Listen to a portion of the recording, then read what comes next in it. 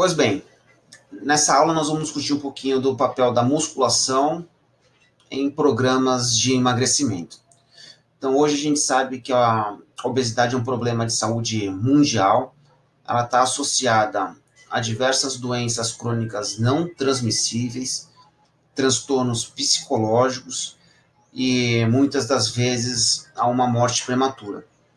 Então, estratégias que consigam com eficiência tratar o obeso, elas são de grande valia. Quando se pensa em tratamento, em geral, existem duas linhas de tratamento. O tratamento que a gente chama de tratamento não medicamentoso, que aí entra o exercício, mudança de estilo de vida, entre outros, e o tratamento medicamentoso, que aí se faz o uso de algumas drogas, algumas intervenções, com o intuito de fazer o sujeito não ganhar peso e perder peso. Quando se pensa em tratamento medicamentoso, existem algumas intervenções, alguns medicamentos que são bastante conhecidos pelo sujeito obeso. Uma das intervenções que tem sido cada vez mais procurada pelo obeso são as cirurgias de redução de estômago. E existem alguns critérios para que o sujeito seja elegível para esse tipo de cirurgia. Uma delas é o sujeito estar com um IMC acima de 40 miligramas, 40 quilos por metro quadrado, né? Um IMC de 40 quilos por metro quadrado. Nem todos conseguem ser elegível para esse tipo de intervenção e nem todos, mesmo tendo feito a cirurgia de redução de estômago, conseguem ter sucesso, não no emagrecimento, mas na tarefa de se manter magro. Esse é um grande desafio. O desafio maior não é o emagrecimento, mas sim se manter dentro de um peso saudável. Com relação a drogas, existem duas que são bastante conhecidas, algumas delas bastante presentes nas academias, sendo usadas por sujeitos com peso normal, não pelo obeso, né? Uma delas é a sibutramina. Ela tem uma ação muito importante na redução de fome e aumento de saciedade. E aí o sujeito tende a ter uma ingesta menor de calorias e isso contribui de forma importante para o emagrecimento. Como havia dito, hoje em dia, pessoas com peso normal, que vêm buscando aquele corpo ideal, muitas das vezes, sem a mínima necessidade de tomar medicamento, fazem o uso de medicamentos para emagrecimento para perder meio quilo, 1 quilo, 2 quilos. E isso acaba trazendo diversos prejuízos para a saúde futura desse sujeito. Essas drogas, sibutramina, orlistat, são drogas que são utilizadas em tratamento de obesidade. Não em sujeitos, não são drogas para sujeitos que têm peso normal e quer perder 1, 2, 3 quilos. A gente sabe que basta uma orientação nutricional e um programa de exercício adequado que ele consegue atingir essa meta. Como havia dito, nós temos a outra droga que se chama orlistat. Esse orlistat, ele reduz a absorção de gordura. Se reduz a absorção de gordura, você acumula menos gordura e tende a engordar menos, né? Ou em sujeitos obesos, tende a emagrecer mais, né?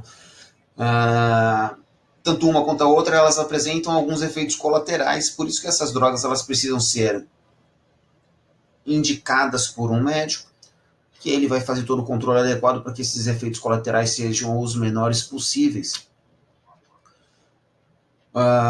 Como efeito colateral, a gente tem aumento do apetite, dor de cabeça, irritação, insônia, dor abdominal, entre outros.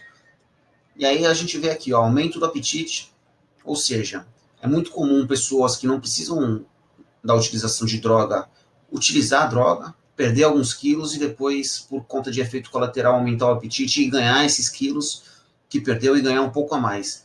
Aí a gente entra naquele famoso efeito sanfona, que muitas das vezes é bastante presente na vida de algumas pessoas. Quando a gente pensa em tratamento não medicamentoso, nós temos as dietas, né, as dietas hipocalóricas. Nós temos programas de exercício físico. E nós temos o que é o que a gente chama de mais eficiente, que é a dieta mais o exercício. Para emagrecer não se tem dúvida. A estratégia mais efetiva para o emagrecimento é proporcionar balanço calórico negativo. Ou seja, você precisa ter um gasto calórico maior do que sua ingesta. E aí o emagrecimento vai acontecer naturalmente em um processo de médio e longo prazo. Não existe processo de emagrecimento milagroso. Você não emagrece em 1, 2, 3 dias. Você precisa de um processo que seja mais longo, até para que você consiga ter um emagrecimento que a gente chama de sustentável. Como que a gente pode proporcionar balanço calórico negativo? 1. Dieta. O que é dieta? É eu comer menos do que eu gasto. Para isso, nós temos um profissional que precisa fazer parte do nosso grupo de combate à obesidade, que é um nutricionista. Aí ele vai conseguir orientar de forma adequada a sua ingesta, para que ela seja hipocalórica e com isso você consiga ter um emagrecimento em médio e longo prazo. E aí nós temos programas de exercício. O programa de exercício ele aumenta o gasto calórico. E aí nós temos os profissionais de educação física, que são os sujeitos mais habilitados para isso. E aí nós podemos pensar em ambos, fazer exercício e dieta. E aí a gente consegue potencializar toda a resposta de emagrecimento. Eu gosto muito desse gráfico aqui, que ele é um gráfico de um livro, né? Ele é um gráfico que resume muito bem o efeito das intervenções. Então eu tenho aqui o grupo controle, coluna amarela é o peso corporal do sujeito, coluna verde é a gordura corporal do sujeito, e a coluna vermelha é a massa isenta de gordura, é a massa muscular, basicamente. O que acontece se o sujeito só fizer dieta? Ele perde bastante peso, ó, perdendo em torno aqui quase que 5 quilos de peso. Grande parte do peso foi essa coluna verde, ó, foi de gordura, excelente. Entretanto, ele teve uma perda também importante de 1 quilo aqui, ó, de massa isenta de gordura de músculo. Pensem que o tecido muscular ele é um tecido nobre. Então, todas as intervenções que gerem redução de massa muscular, elas precisam ser vistas com cautela.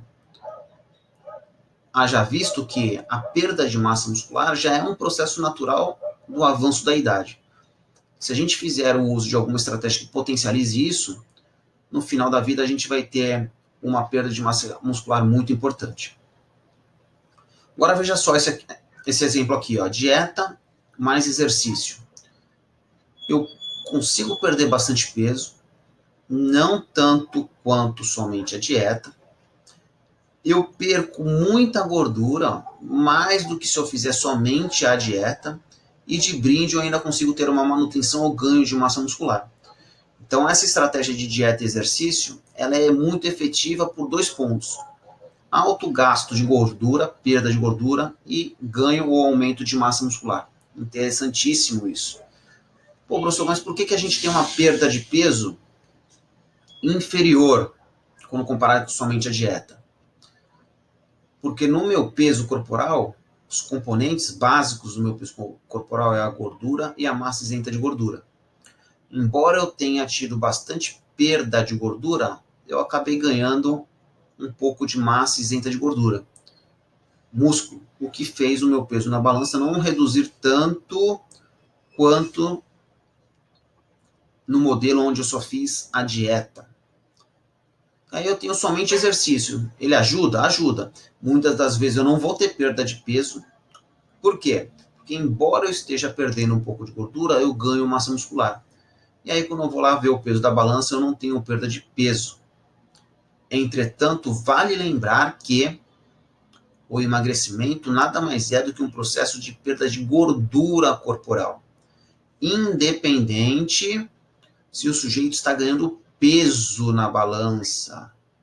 Mesmo nesse exemplo onde o sujeito ganhou peso na balança, ele emagreceu. Por que ele emagreceu? Porque ele perdeu gordura corporal. Se eu for comparar com as demais intervenções, é a intervenção menos efetiva, somente o exercício.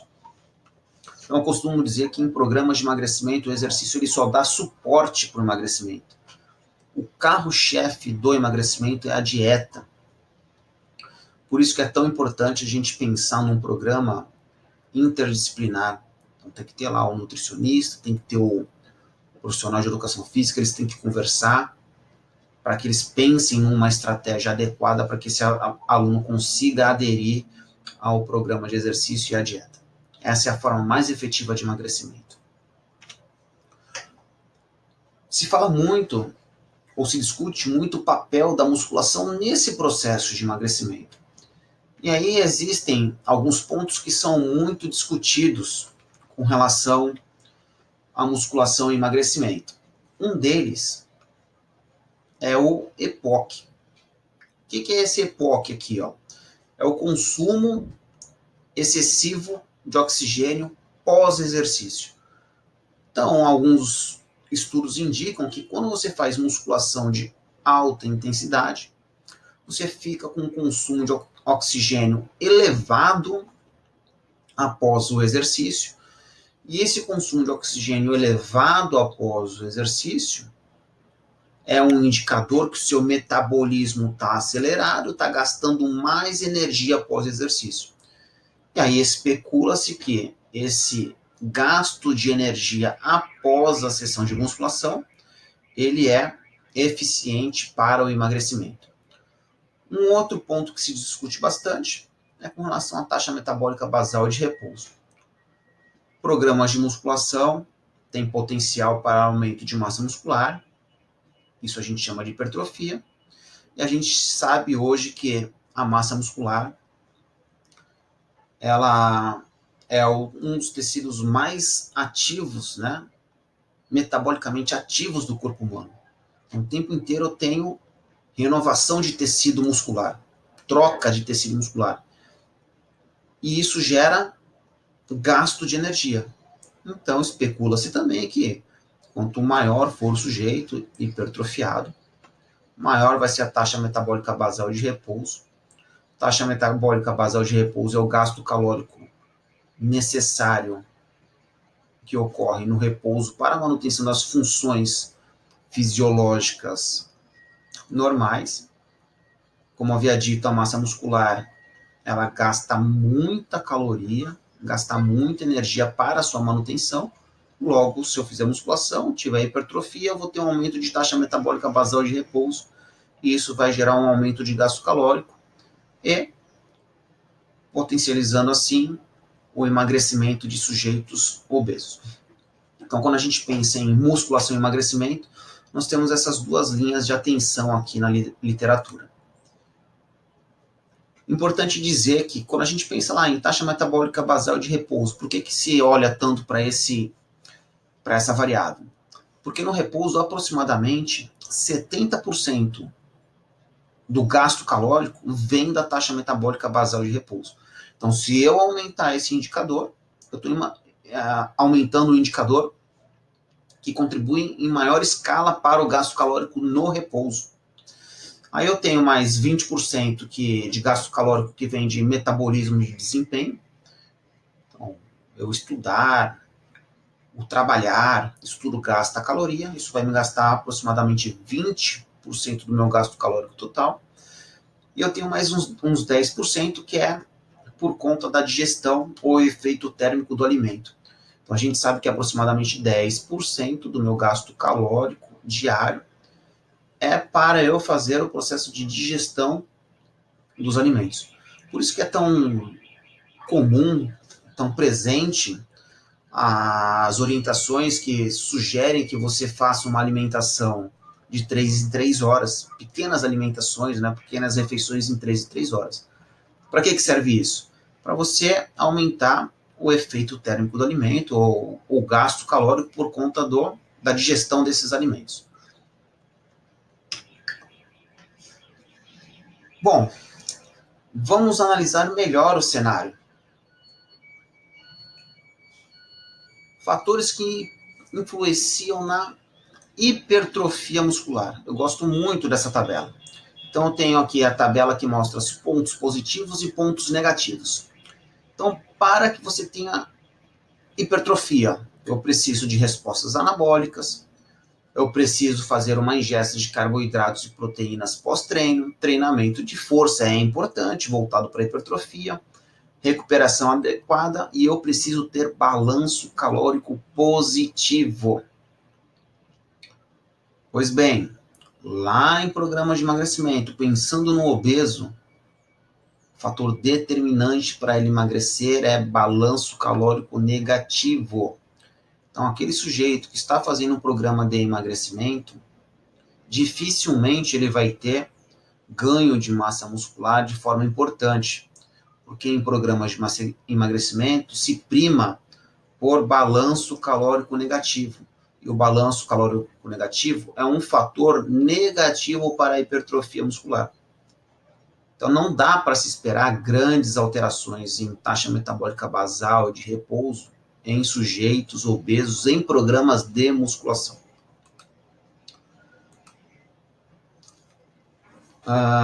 Por mais que isso aconteça, alguns trabalhos mostram que o aumento de 1 quilo de peso corporal por conta do treinamento de força gera aumento na taxa metabólica de repouso em torno de 7 a 10 quilocalorias dia. Alguns indivíduos mais ativos, de 20 a 30 quilocalorias dia. Então, se a gente for parar para pensar, 7 a 10 quilocalorias não representa quase que nada, é uma bala que você ingeriu, você já ingeriu 7 a 10 quilocalorias. Então, a contribuição do aumento do peso corporal, da hipertrofia muscular para o emagrecimento, em curto prazo, ela é insignificativa.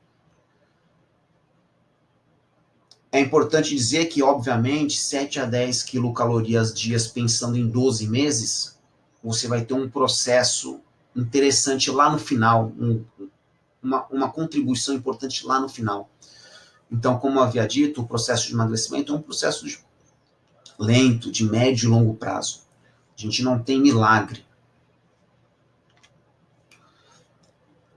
Apesar de vários estudos sugerirem um aumento da taxa metabólica basal de repouso com exercícios resistidos, os resultados são contraditórios.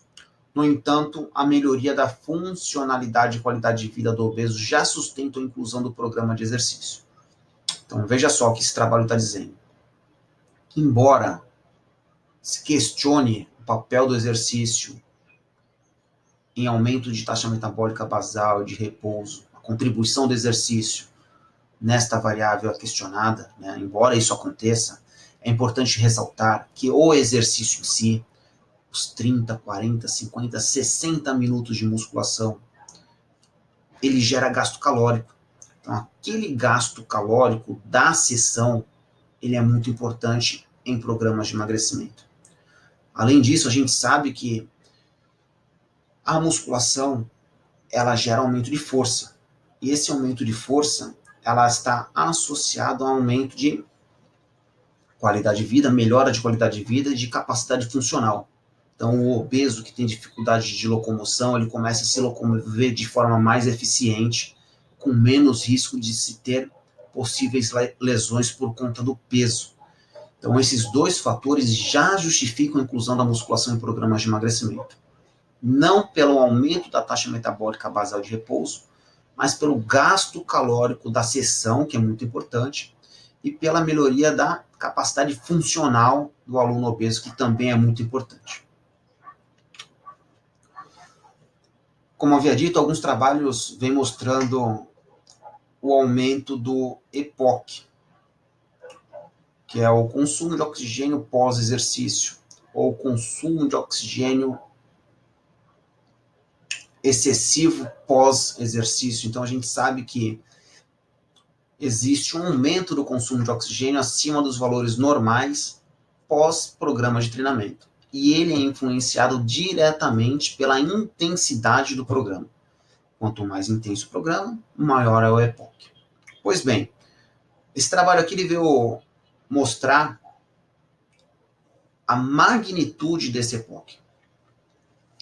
Então aqui eu tenho vários estudos com várias amostras distintas, a composição dos programas de treinamento e o tempo médio do EPOC. Então eu tenho EPOC de 90 minutos, 15 horas, 120 minutos. A duração do EPOC, desculpa, que foi o tempo da medida, né? Quanto tempo foi medido o EPOC e quanto tempo durou o EPOC. 30 minutos, 20 minutos, durou 15 horas, durou 20 minutos. Qual foi a magnitude do gasto calórico por conta do EPOC? 50 calorias, 25 calorias, 113 quilocalorias, 41, 51, 11, alguns outros trabalhos, a continuação, 40, 20, 22, 50. Então, o trabalho que mostrou o maior gasto calórico foi de 115 calorias. 115 calorias é uma barra de cereal. Então, novamente, a gente percebe que existe sim um EPOC, e o gasto calórico proveniente dele, que é aquele gasto pós-exercício, ele não é um gasto tão importante, 114 quilocalorias. Se eu for pensar num programa de musculação, a sessão de musculação gasta em torno de 300 a 600 calorias. Então é mais importante pensar no gasto calórico da sessão do que no efeito do EPOC e do aumento da taxa metabólica basal e de repouso. Obviamente que o EPOC, o gasto calórico do EPOC somados em 6 meses, 8 meses, 12 meses, ele vai sim contribuir de forma importante para o emagrecimento. Mas ele sozinho, pensando de forma isolada, em curto espaço de tempo, ele não é representativo. O que pode gerar esse consumo de oxigênio excessivo pós-exercício? A gente sabe que o exercício ele quebra a homeostase, gera um desequilíbrio homeostático. Aí eu tenho aumento de concentração de lactato sanguíneo, catecolaminas, os hormônios anabólicos, eu tenho aumento de temperatura corporal. Então eu tenho algumas condições que se alteram por decorrência do exercício. Para eu novamente buscar o equilíbrio, ou seja, remover o lactato, remover as catecolaminas, abaixar minha temperatura corporal, diminuir minha frequência respiratória, isso tudo faz com que eu gaste energia. E esse gasto de energia após o exercício faz com que eu aumente o meu consumo de oxigênio pós-exercício. Porque é esse meu metabolismo oxidativo aeróbio que vai fazer com que eu produza energia para buscar o equilíbrio. Por isso que eu tenho esse aumento de consumo de oxigênio pós-exercício. Ele é importante? Obviamente. Vai gerar gasto calórico? Vai gerar gasto calórico. Ele vai contribuir mais em qual momento? Pensando em programas de médio e longo prazo. Então, o grande desafio em programas de emagrecimento é fazer o sujeito aderir ao programa, se manter no programa, porque em médio e longo prazo, de fato, ele vai ter resultados satisfatórios. Existem algumas orientações sobre como organizar o programa para o obeso. Eu gosto desse modelo que eu vou passar para vocês aqui, que é um modelo de 3 fases, onde na fase 1 eu tenho a atividade cíclica contínua. Vou prescrever isso aqui para ele. O que é? Caminhar, nadar ou pedalar, mais treinamento de força. Importante o treinamento de força. Para quê? Para ajudar na prevenção de lesões, principalmente lesões ortopédicas, que é uma condição bastante frequente em programas de emagrecimento. Ele vai treinar 3 a 4 vezes por semana. Importante você fazer um trabalho de fortalecimento. A atividade cíclica contínua, ela é o carro-chefe, e a musculação aqui, ela vai dar suporte. Em qual sentido? Pensando lá na hipertrofia? Não. Pensando num programa para prevenir lesões ortopédicas, principalmente. Quais exercícios eu vou escolher para esse programa aqui? Exercícios multiarticulares, muito importante. Por quê? Porque eles vão ajudar bastante nesse processo de prevenção de lesões, e exercícios multiarticulares contribuem de forma importante para o gasto calórico. Você tem um gasto calórico maior em exercícios multiarticulares quando comparado com exercícios uniarticulares. Fase 2. Predomina a atividade aeróbia e o treinamento de força continua como suporte. Vou pensar num programa aeróbio mais intenso. Aí cabe aqui um programa intervalado, onde eu intercalo caminhadas e corridas, bastante interessante. Qual programa de musculação eu posso pensar aqui nessa fase 2? Um circuito de musculação. Por quê? Porque o circuito de musculação é uma estratégia bastante efetiva para aumentar gasto calórico. Lembre-se de uma coisa. Em programas de emagrecimento, é importante pensar em estratégias que aumentem o gasto calórico do exercício, juntamente com dietas hipocalóricos. É a dieta e o exercício. Exercícios em forma de circuito é uma estratégia bastante interessante por conta do aumento de gasto calórico desse tipo de treinamento. Aí eu vou treinar 4 a 6 vezes por semana.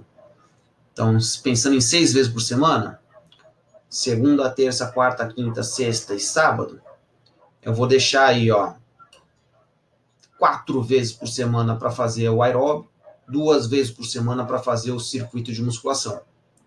Predomínio de atividade aeróbia, treinamento de força em forma de circuito, treinamento resistido, ele é suporte. Aí eu entro na fase 3. Fase 3, o que se espera? Que o sujeito já emagreceu. Então ele já está perdendo peso de forma importante, e aí a gente vai mudar a predominância. Predomina o treinamento de força, agora é um treinamento de força voltado para hipertrofia, justamente para conseguir já melhorar os padrões estéticos daquele corpo que veio emagrecendo, e o aeróbio ele se torna suporte. Aí, novamente, eu tenho um programa de 6 vezes por semana, eu posso pensar em 4 vezes por semana treinamento de força voltado para hipertrofia, 2 vezes por semana pensar lá no aeróbio, uma corrida contínua, uma pedalada, né, como suporte. Aí se muda as predominâncias. Circuito de musculação, existem algumas vantagens e existem alguns pontos que são importantes de serem apresentados para que você monte um circuito de forma efetiva e segura. Principal vantagem do circuito de musculação: ele é motivante e você tem melhora de resistência geral e local. Tem melhora cardiorrespiratória e melhora na função do músculo. Montagem: pesos livres ou aparelhos adequados. O que é aparelho adequado? É um aparelho onde o obeso consiga entrar e sair do equipamento sem grandes problemas. O programa ele é alternado por segmento, ênfase em exercícios multiarticulares. Posso trabalhar por repetição ou por tempo. Eu posso acrescentar breves intervalos de 3 minutos, intervalos ativos de 3 minutos em bicicleta. Entre alguns exercícios e 5 minutos entre as passagens. E aí eu tenho um circuito com 6 a 12 estações. Estações, aqui eu estou falando de números de exercícios. E aqui eu tenho um modelo de circuito para apresentar para vocês. Então eu tenho lá na fase inicial um aquecimento de 5 a 10 minutos. Pode ser caminhada na esteira ou uma corrida, dependendo do nível de condicionamento físico do seu aluno. e eu tenho 9 exercícios. Se eu for analisar os exercícios, os 9 exercícios, grande parte dos exercícios multiarticulares. Eu tenho um programa aqui alternado por segmento.